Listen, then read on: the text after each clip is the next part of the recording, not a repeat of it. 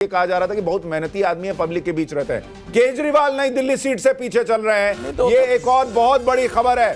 केजरीवाल, अरविंद केजरीवाल अपनी सीट पर पीछे चल रहे हैं इस वक्त। हालांकि ये अभी शुरुआती रुझान है, इनमें ऊपर नीचे होगा मामला। में बहुत बड़ी खबर होगी। जो लोग उस क्षेत्र में गए हैं, देखा है लड़ाई बहुत कांटे की थी। आम आदमी पार्टी भी मान रही थी कि नई दिल्ली में बिल्कुल, हम लोगों ने जाके देखा है। मुझे तो आश्चर्य हुआ कि केजरीवाल जी की सभाओं में जैसे पहले उत्साह और भीड़ होती थी, वो नहीं दिखाई दे रही थी। तो ये देखिए, कुछ इंडिकेशन पहले से थे।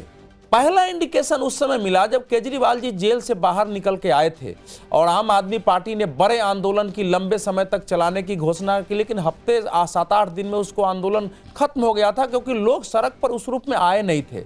जिस दिन वो निकले वहां 3-3.5 हजार के आसपास ही लोग थे। वहां से एक और बड़ी खबर, आतिशी भी अपनी सीट पर कालका जी से पीछे चल रही हैं। तो अरविंद केजरीवाल नई दिल्ली से पीछे चल रहे हैं। आतिशी जो मौजूदा मुख्यमंत्री हैं, वो अपनी सीट से कालका जी से पीछे चल रही हैं। रुझानों में बीजेपी की बढ़त बढ़ रही है।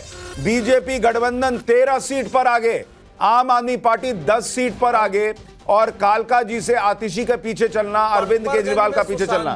मनीष जी भी पिछले बार 3207 वोट से वो तो लास्ट मिनट में उनका इसलिए वो जो है वो सीट फंसी हुई थी, तभी वहां से वो छोड़ के गए हैं। अब इस वक्त एक और बड़ी खबर, मनीष सिसोदिया भी जंगपुरा में पीछे चल रहे हैं। यानी आतिशी, अरविंद केजरीवाल और मनीष सिसोदिया, 3 बड़े चेहरे, 3 बड़ी सीट, तीनों का पीछे चलना शुरुआती रुझान में। अभिषेक भाई, आपके तीनों बड़े नेता पीछे चल रहे हैं। सुशांत भाई, अभी ये बहुत ही ज़्यादा अर्ली है। मुझे लगता है कि अभी बैलेट पेपर का काउंटिंग हो रहा है और बहुत सारे चैनल तो हमें दिखा रहे हैं कि हम 12 पे चल रहे हैं, भारतीय जनता पार्टी 3 पे चल रही है। मुझे लगता है कि मुझे थोड़ा सा धैर्य रखना चाहिए और अवधेश जी को चश्मा अपना उतार करके देखना चाहिए। दिल्ली की जनता के में बहुत अलग लेवल पे उत्साह है अरविंद केजरीवाल जी के प्रति। तो मुझे लगता है कि आने वाले टाइम पे दिखेगा ही नहीं, 1 घंटे के अंदर आपको दिखेगा कि अरविंद केजरीवाल और आम आदमी पार्टी। और देखिए एक और बड़ी खबर, कांग्रेस एक सीट पर आगे हो गई है। ये अपने आप में इस वक्त जो स्टूडियो में जगदीश भाई बैठे हैं, उनके लिए बड़ी खुशखबरी लाने वाली खबर है। जगदीश भाई का चेहरा खिलखिला उठा है। कांग्रेस एक पर आगे है। जब ईवीएम खुले तो केजरीवाल कहां जाएगा मुझे ये नहीं पता लगा। मेरा चेहरा इधर खेल रहा है। नहीं, लेकिन हाँ। एक बात है कि पोस्टल बैलेट में अगर इतने कांटे की टक्कर है तो रिजल्ट आम आदमी पार्टी के पक्ष में जा रहा है, ये आप प्रेडिक्ट कर सकते हैं। आप ईवीएम खुलने दो ना, फिर बात करेंगे भाई। हाँ, नहीं, वो ये कह रहे हैं एक्चुअली पोस्टल बैलेट बीजेपी का ट्रेडिशनल वोटर रहता है, इसलिए वो कह रहे हैं कि अगर यहाँ केजरीवाल टक्कर दे पा रहे हैं तो फिर तो वो ईवीएम में दे ही देंगे, क्योंकि वहां पर पिछले बार भी बैलेट में केजरीवाल आगे थे। हम बहुत सारे जो एम्प्लॉइज है वगैरह जो जुड़े हुए, वो उनको वोट करते। तो केजरीवाल जी का एक वोटर बेस था। बट मुझे लगता है कि अगर इतनी कांटे की टक्कर है पोस्टल बैलेट में, तो बीजेपी का एक मोमेंटम बढ़ गया है, और बीजेपी जब मोमेंटम पकड़ती है तो आगे जाती है। मुझे लगता है जैसे भाई ने कहा कि अगर बैलेट ईवीएम खुलेगा तो देखिए, ये बोलते 12-11 हो गया है मामला। आप देखिए, पोस्टल बैलेट में 12-11 का मामला दिख रहा है, और ये कांटे की टक्कर पोस्टल बैलेट में ये बता रही है कि मामला किधर भी जा सकता है। इसलिए टाइम्स नाउ नवभारत पर बने रहिए। 12-13-11 बोलते 13-11, 13 पर बीजेपी आगे, 11 पर आम आदमी पार्टी।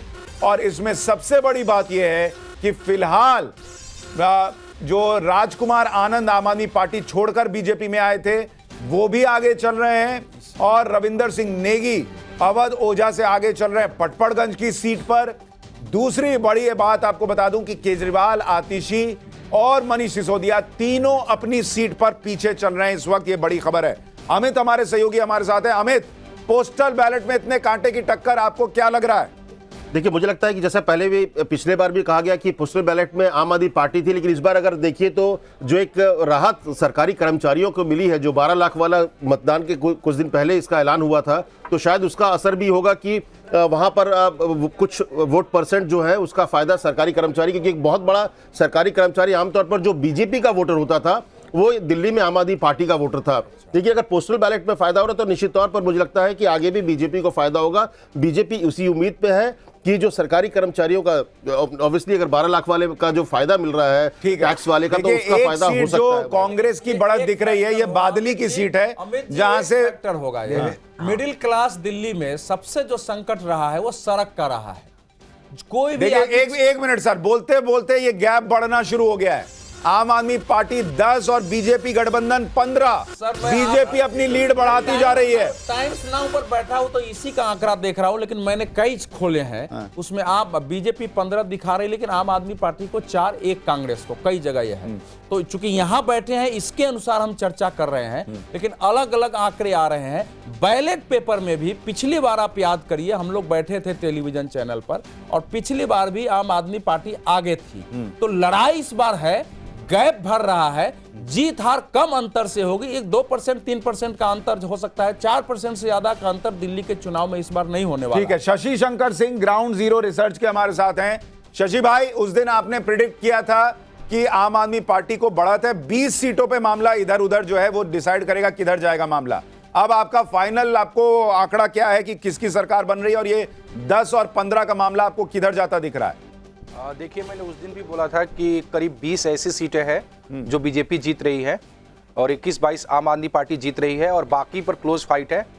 और मैंने ये भी बोला था कि अरविंद केजरीवाल जी फंसे हुए हैं और बोले थे कि वहां पर जो भी जीतेंगे वो तो उस दिन बोले थे और आपने कहा था कि अब मैं आपको फिर एक दिन बाद बताऊंगा क्या होगा, बताइए।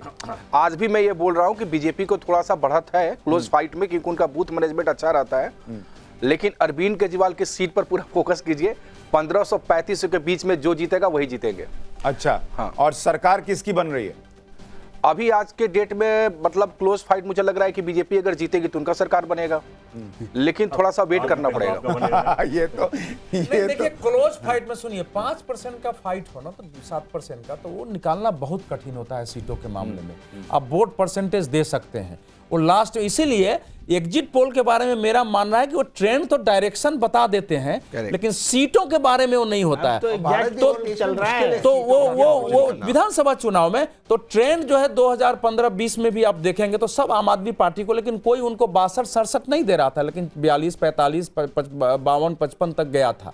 तो ट्रेंड बताती है। और इस बार चूंकि फाइट है, आप देखिए 44-46 बता रहे हैं, कोई 44-48 बता रहा है, तो 2-4% के अंतर को आप कैसे सीटों में और अभी तो देखिए जिस तरह से 15 और 10 का मामला दिख रहा है और कांग्रेस अगर एक सीट पर बढ़त ले रही है, क्या तहसीन पूनावाला ये तस्वीर दिख रही है कि कांग्रेस के लिए जो कहा रहा था वोट प्रतिशत बढ़ेगा वो बढ़ा है? क्या ये उसके शुरुआती संकेत हैं, और अगर ऐसा हुआ है तो केजरीवाल के लिए संकट बढ़ा सकती है कांग्रेस? मुझे इस बात का पूरा विश्वास है, शाम को जब मैं आपके साथ शो पर आऊँगा, कि कांग्रेस का वोट परसेंटेज डबल, शायद उससे भी ज़्यादा हो।